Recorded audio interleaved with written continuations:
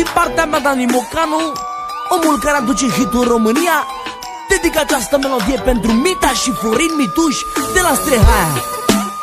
Doi frați de mare valoare care au fost sifonați și de neamul lor. 2012 am blestemat cu fratele meu de probleme gata.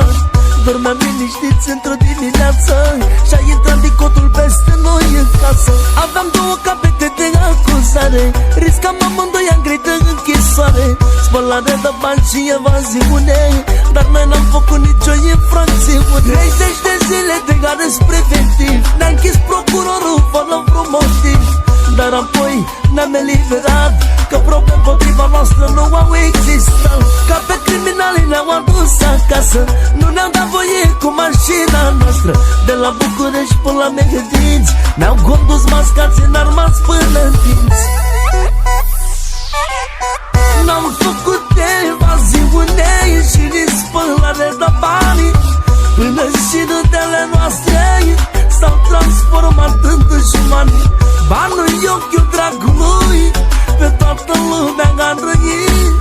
Dușmanilor pe loc repaus, noi facem bani din nimic. N-am făcut evaziune și nici spălare de bani, până și râdele noastre s-au transformat în dușmani. Banul e ochiul dragului, pe toată lumea a răit. Dușmanilor pe loc repaus, noi facem bani din nimic.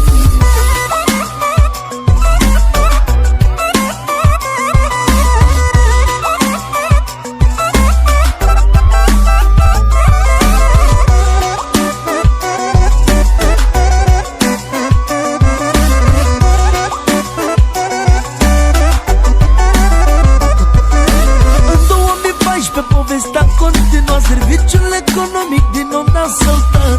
Tot pentru aceeași infracțiune, spălare de bani și evaziune.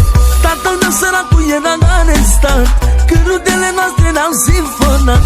Ne-au sifonat și ne-au vrut numai rău,